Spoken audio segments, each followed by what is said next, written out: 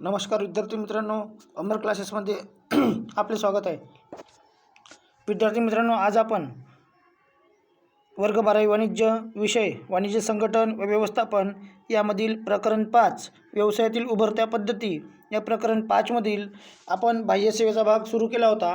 आज विद्यार्थी मित्रांनो आपण बाह्यसेवेची गरज अभ्यासणार आहोत. विद्यार्थी मित्रांनो, आपण या अगोदरच्या क्लासमध्ये पाहिलं होतं की बाह्यसेवा म्हणजे का, म्हणजे एखादी कंपनी किंवा एखादी कंपनी दुसऱ्या संस्थेकडून काम करण्यासाठी काही मजूर आणत असेल, म्हणजे कामगार लोक आणत असेल किंवा कोणत्याही प्रकारचं काम हे दुसऱ्या संस्थेकडून करून घेत असेल तर त्याला विद्यार्थी मित्रांनो बाह्यसेवा असे म्हणतात.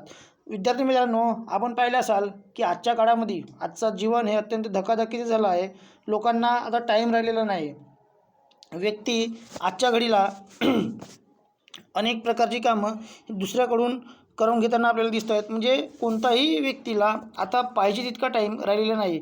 म्हणजे एखाद्या कंपनीला जर स्वतःचा विकास करायचा असेल, म्हणजे कोणत्याही कंपनीला स्वतःचा विकास करायचा असेल आणि आधुनिक जगात जर टिकायचं असेल तर त्याच्यासाठी विद्यार्थी मित्रांनो या बाह्यसेवेची नितांत आवश्यकता आहे. म्हणजे समजा आपण बाह्यसेवा जर घेतली नाही, दुसऱ्याकडून जर काम करून घेतलं नाही तर आपल्याला स्वतः त्या ठिकाणी एंगेज राहावं लागेल, स्वतः त्या ठिकाणी व्यस्त राहावं लागेल आणि यामुळं अनेक प्रकारचे आपले कामं हे रोखले जातील, अनेक प्रकारचं आपल्यावर बर्डन येऊ शकते. मग हे न व्हावा किंवा आपले कामं पूर्ण व्हावे याच्यासाठी विद्यार्थी मित्रांनो आपल्याला बाह्यसेवेची गरज आहे. म्हणजे आपण ह्या दुसऱ्या संस्थेकडून जर आपण आपले कामं करून घेतले तर विद्यार्थी मित्रांनो जो व्यवसायाचा मालक आहे हा व्यवसायाचा मालक फ्री असतो आणि हा फ्री असल्यामुळं तो स्वतःच्या उत्पादनाकडे चांगल्या पद्धतीने लक्ष देऊ शकतो. म्हणजे त्याच्या व्यवसायामध्ये जे उत्पादन होऊन राहिलं, ज्या वस्तू तयार होऊन राहिलेल्या आहेत त्याकडे तो चांगल्या पद्धतीने लक्ष देऊ शकतो. तो स्वतःच्या कंपनीकडे विद्यार्थी मित्रांनो चांगल्या पद्धतीने लक्ष देऊ शकतो की त्याच्या कंपनीचा विकास हा कुठपर्यंत आला आहे.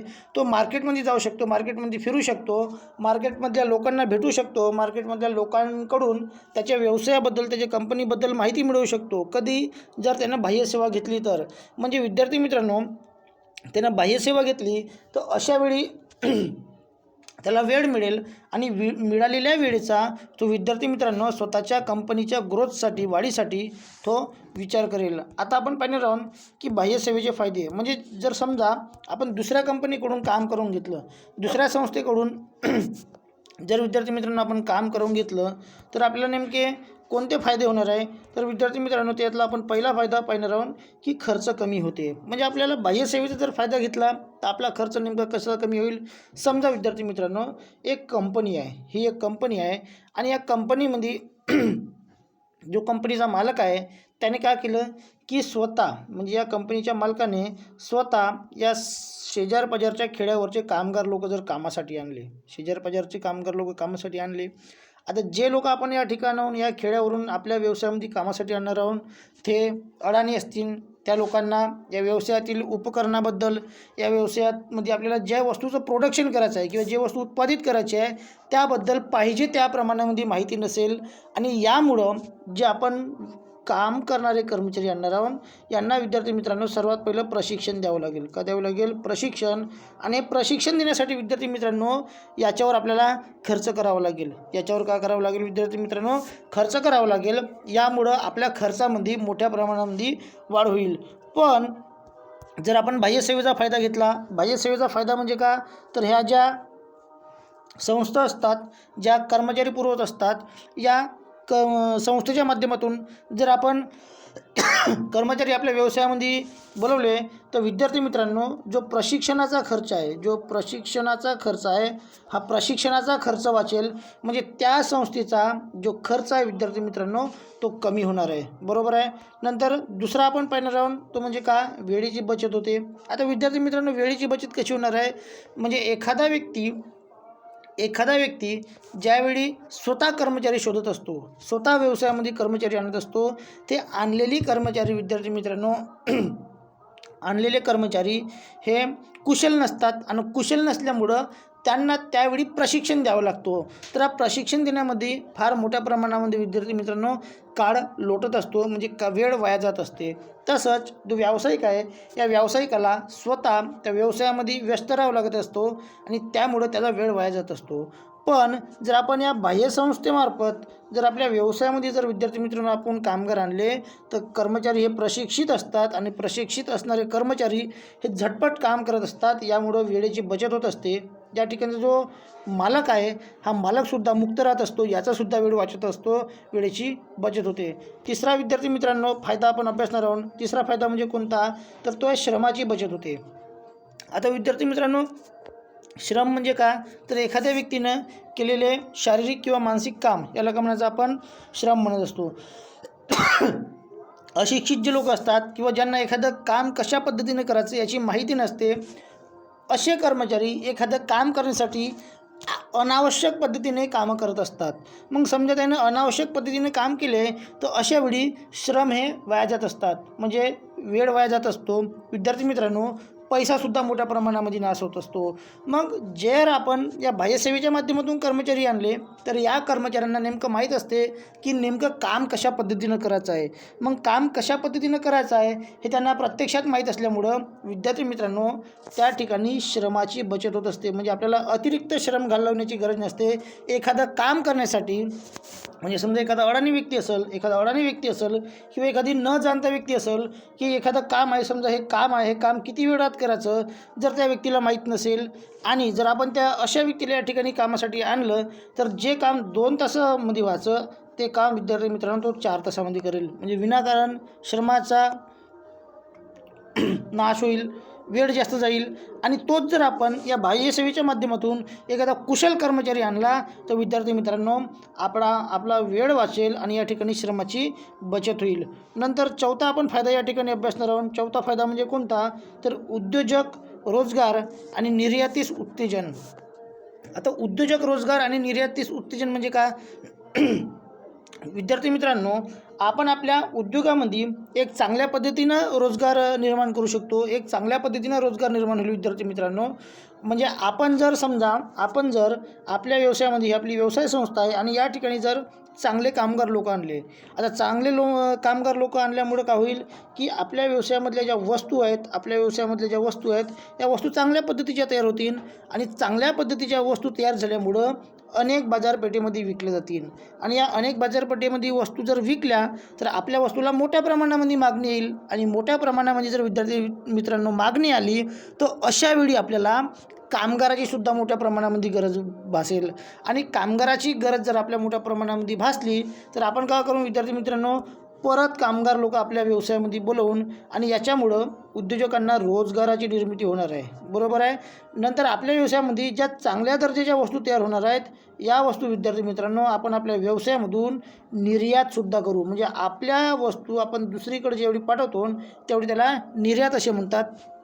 आणि याच्यामुळे विद्यार्थी मित्रांनो जो व्यवसायाचा मालक आहे या व्यवसायाच्या मालकाला मोठ्या प्रमाणामध्ये विद्यार्थी मित्रांनो फायदा होईल.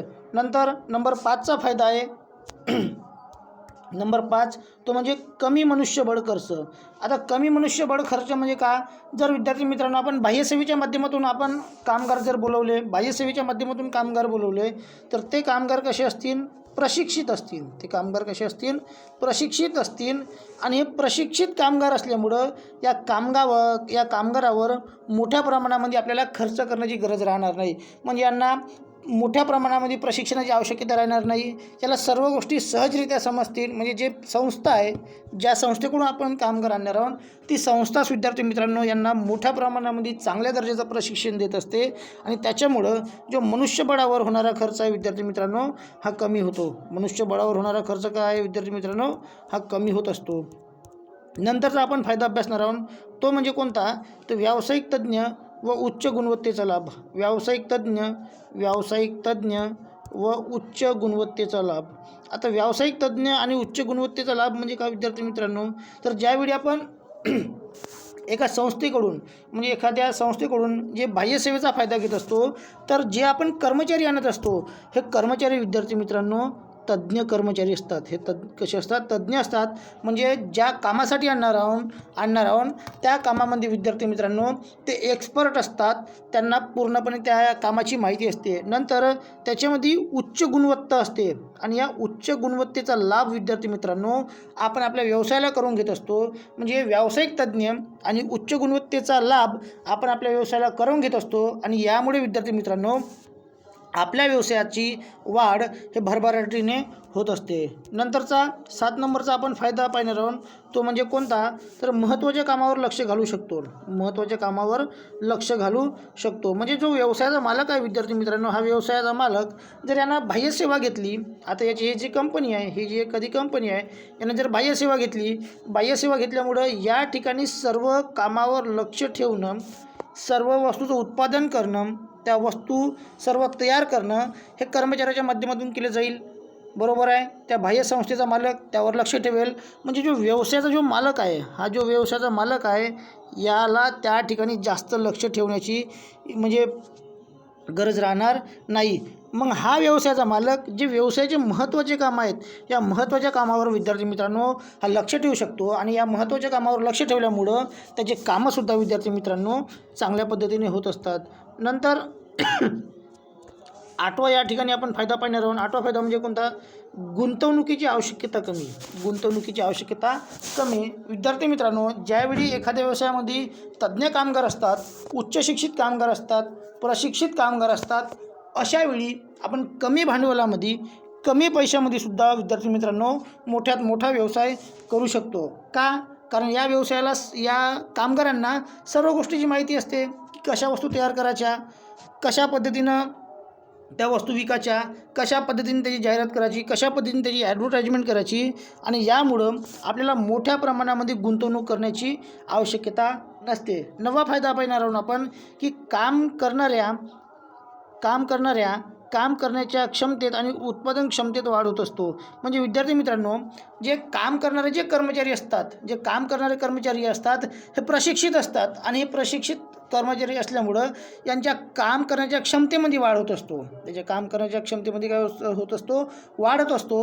हे स्पीडने किंवा जोरामध्ये किंवा कुशलतापूर्वक काम करत असतात आणि कुशलतापूर्वक काम केल्यामुळं विद्यार्थी मित्रांनो उत्पादनाच्या क्षमतेमध्ये सुद्धा वाढ होत असतो. म्हणजे समजा अशिक्षित कर्मचारी आपण आपल्या व्यवसायामध्ये आणले की ज्यांना काम करता येत नाही, अशा व्यक्तींना जर आपण काम दिलं तर विद्यार्थी मित्रांनो ते व्यक्ती मोठ्या प्रमाणामध्ये उत्पादन करू शकत नाही आणि चांगल्या दर्जाचं उत्पादन करू शकत नाही. पण जर आपण प्रशिक्षित कर्मचारी आणले, तंत्रज्ञान शिकलेले कर्मचारी आणले विद्यार्थी मित्रांनो, तर असे कर्मचारी वस्तूच्या उत्पादन क्षमतेमध्ये वाढ करत असतात आणि वस्तूच्या उत्पादन क्षमतेत वाढ झाली तर निश्चितच त्या संबंधित व्यवसायाच्या नफ्यामध्ये सुद्धा वाढ होत असतो. आणि 10वा फायदा विद्यार्थी मित्रांनो आपण अभ्यासणार आहोत. 10वा फायदा म्हणजे कोणता? तर ज्ञानाची देवाणघेवाण. कशाची देवाणघेवाण? ज्ञानाची देवाणघेवाण. विद्यार्थी मित्रांनो आपण आपल्या व्यवसायामध्ये ज्यावेळी बाहेरचे कर्मचारी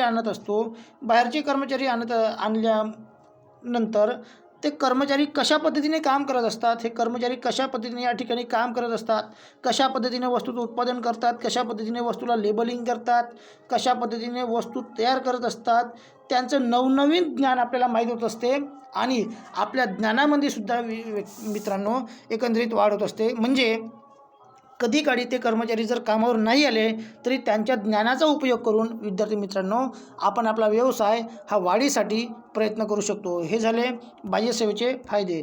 विद्यार्थी मित्रांनो आता आपण बाह्यसेवेचे तोटे अभ्यासणार आहोत. मग नेमके बाह्यसेवेचे कोणते तोटे आहेत?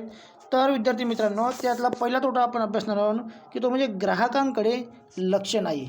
काय आपण पहिला तोटा ठेवला आहे की ग्राहकांकडे लक्ष नाही. विद्यार्थी मित्रांनो या व्यवसाय संघटनेमध्ये ज्यावेळी आपण हे जे बाहेरचे कर्मचारी काम करण्यासाठी आणत असतो, हे बाहेरचे कर्मचारी काय तयार करतात? आपल्या व्यवसायामध्ये वस्तू तयार करत असतात. बरोबर आहे. या तयार केलेल्या वस्तूनंतर विकल्या जातात, या जनसमुदायामध्ये आणि लोकांमध्ये विकल्या जातात.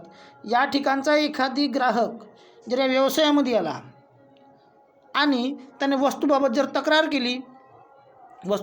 तक्रार केली की मला जी मिळालेली वस्तू आहे या ठिकाणी काहीतरी कमतरता आहे, या वस्तूमध्ये काही कंटेंट म्हणजे काही घटक टाकले पाहिजेत, या वस्तूची चव थोडी बदलवली पाहिजे, अशा पद्धतीच्या तक्रारी जर या ग्राहकांनी, विद्यार्थी मित्रांनो, या ग्राहकांनी या कामगाराकडे जर केल्या, तर अशावेळी या ठिकाणचे जे कामगार लोक आहेत, या ठिकाणचे जे कामगार लोक आहेत, हे कामगार लोक या ग्राहकाकडे लक्ष देत नाही. कारण या कामगारांचा एकच उद्देश असतो की आपण काम करणे, वस्तू तयार करणे आणि तयार केलेल्या वस्तू विकणे.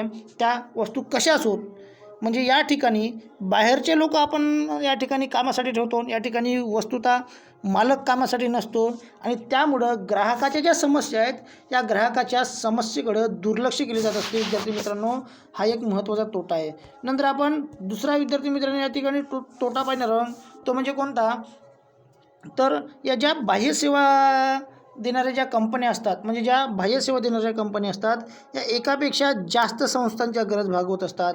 म्हणजे एकच बाह्यसेवा देणारी संस्था या एकापेक्षा जास्त कारखान्यामध्ये आपले कामगार पाठवत असतात. आणि एकापेक्षा जास्त कारखान्यामध्ये कामगार पाठवत असल्यामुळं त्या कोणत्याही एका कंपनीकडे पूर्णपणे लक्ष देऊ शकत नाही, कोणत्याही एका कंपनीकडे पूर्ण लक्ष देऊ शकत नाही. म्हणजे समजा एखादी संस्था आहे, एखादी ही जी बाह्यसेवा देणारी, बघा, एखादी ही बाह्यसेवा देणारी संस्था आहे आणि या संस्थेकडे 100 कामगार आहेत. किती कामगार आहेत? 100 कामगार आहेत. ही 4 कंपन्यामध्ये कामगार पाठवून राहिली. इथं 25 पाठवत आहे, इथं 25 पाठवत आहे, इथं 25 पाठवत आहे आणि इथं 25 पाठवत आहे. ठीक आहे विद्यार्थी मित्रांनो, ही ए कंपनी, बी कंपनी, सी कंपनी आणि डी कंपनी, या 4 कंपन्याकडे विद्यार्थी मित्रांनो ही कंपनी कामगार पाठवते. याच्याकडे 100 कामगार आहेत. आता या ए कंपनीला कधी काढी जर समजा 40 कामगाराची गरज पडली, एमर्जन्सी 40 कामगाराची गरज पडली, हिनं जर या मालकाला सांगितलं की मला 40 कामगाराची गरज आहे, म्हणजे माझ्याकडं पहिले 25 आहेतच, आणखी 15 कामगार पाहिजे, तुम्ही द्या, मी तुम्हाला जास्त पैसे देईल. हा व्यक्ती का करत असतो की या कोणत्याही एखाद्या कंपनीकडले, म्हणजे बी, सी, डी याचे 15 कामगार या एक कंपनीला देऊन देतो. म्हणजे विद्यार्थी मित्रांनो, या 3पैकी कोणत्याही एका कंपनीचं काम त्या ठिकाणी अडत असते. त्यांना काही देणं घेणं नसते की बाकीच्या कंपन्याचे कामं अडतात का किंवा होतात का, त्यांना फक्त पैशासोबत मतलब असते. त्या एकापेक्षा जास्त संस्थांच्या गरजा भागवत असल्यामुळं त्या कोणत्याही एका कंपनीकडे विशेष लक्ष देऊ शकत नाही, त्यांना पैशाशी मतलब असते. विद्यार्थी मित्रांनो, आपण चौथा या ठिकाणी तोटा पाहणार आहोत. चौथा तोटा म्हणजे कोणता, तर संघटनेची गोपनीय माहिती इतर कंपनीला माहीत होते. आता या बाह्यसेवेच्या माध्यमातून दुसऱ्या व्यवसायातले म्हणजे दुसऱ्या संस्थेतले कर्मचारी आपल्या व्यवसायामध्ये कामाला येतात. म्हणजे समजा आपल्या ह्या कंपनीमध्ये ह्या दुसऱ्या संस्थेतले कर्मचारी कामाला येतात आणि कामाला येत असल्यामुळं या ठिकाणी ज्या ज्या गोष्टी घडत असतात, त्या सर्व गोष्टी इथल्या काम करणाऱ्या कर्मचाऱ्याला माहीत असतात. बरोबर आहे. मग हे कर्मचारी काय करत असतात की हे बाहेर जाऊन या व्यवसायाच्या गोष्टी सांगत असतात, काही गुप्त गोष्टी असतात. बरोबर आहे. या अशा गोष्टी या बाहेरच्या लोकांना माहीत होत असतात. विद्यार्थी मित्रांनो, म्हणजे या व्यवसायातली कोणत्या चांगल्या गोष्टी आहेत, कोणत्या वाईट गोष्टी आहेत, या सर्व गोष्टी बाहेर या बाह्य संस्थेच्या माध्यमातून पसरवल्या जात असतात. नंतर आपण 5वा या ठिकाणी तोटा पाहणार आहोत. 5वा तोटा म्हणजे कोणता, तर पाहिजे तशी वस्तू ग्राहकांना मिळत नाही. म्हणजे बाह्य संस्थेच्या माध्यमातून जे कामगार कामाला येत असतात, ते कामगार लोक आपुलकी म्हणून त्या व्यवसायामध्ये काम करत नाही, तर कशाही पद्धतीच्या वस्तू तयार करत असतात आणि या तयार केलेल्या वस्तू या ग्राहकांना पाठवल्या जातात आणि त्याच्यामुळं ग्राहकांना जशी अपेक्षित वस्तू आहे ती अपेक्षित असलेली वस्तू मिळत नाही. ग्राहकांनी तक्रारी जरी केल्या तरी त्यांच्या तक्रारीचं, विद्यार्थी मित्रांनो, समाधान केलं जात नाही आणि यामुळं ग्राहक हा नाराज असतो. 6वा तोटा विद्यार्थी मित्रांनो आपण अभ्यास करणार आहोत. 6वा तोटा म्हणजे कोणता, तर विद्यार्थी मित्रांनो बघा, आपण या बाह्य संस्थेच्या माध्यमातून काय करत असतो, की आपल्या संस्थेमध्ये आपण दुसऱ्या राज्यातून, दुसऱ्या जिल्ह्यातून, दुसऱ्या देशातून किंवा बाहेरून कामगार आपण आपल्या व्यवसायामध्ये काम करायला आणत असतो. मग यामुळं काय होत असतो की आपल्या एरियामधले जे लोक आहेत, या आपल्या एरियातल्या लोकांना, विद्यार्थी मित्रांनो, काम मिळत नाही. या दुसऱ्या राज्यातल्या, दुसऱ्या जिल्ह्यातल्या, दुसऱ्या देशातल्या लोकांना काम मिळत असतो आणि यामुळं काय होत असतो की आपल्या राज्यातला किंवा आपल्या जिल्ह्यातला पैसा दुसऱ्या जिल्ह्यामध्ये, दुसऱ्या राज्यामध्ये, दुसऱ्या देशामध्ये जात असतो आणि दुसरे जिल्हे, दुसरे राज्य, दुसरे देश विद्यार्थी मित्रांनो सावकार होत असतो. आपला एरिया हा गरीबनं गरीब राहत असतो. आपल्या एरियातल्या लोकांना काम मिळत नाही आणि त्यामुळं आपल्या एरियातले लोक विद्यार्थी मित्रांनो बेरोजगार होतात. काय होतात? बेरोजगार होत असतात विद्यार्थी मित्रांनो. मग ही परिस्थिती नाही झाली पाहिजे, ही परिस्थिती नाही झाली पाहिजे. याच्यासाठी विद्यार्थी मित्रांनो काही बंधनं असणं अत्यंत गरजेचं आहे. म्हणजे या बाह्यसेवेमुळे विद्यार्थी मित्रांनो रोजगाराच्या ज्या संधी आहेत, या रोजगाराच्या संधी या आपल्या देशातून किंवा आपल्या राज्यातून ह्या बाह्यसेवेमुळं दुरावल्या जात असतात विद्यार्थी मित्रांनो. बघा, आजच्या भागामध्ये आपण या बाह्यसेवेचे फायदे आणि तोटे अभ्यासलेले आहे विद्यार्थी मित्रांनो. असेच व्हिडिओ पाहण्यासाठी अमर क्लासेसला लाईक करा, शेअर करा आणि सबस्क्राईब करा. धन्यवाद.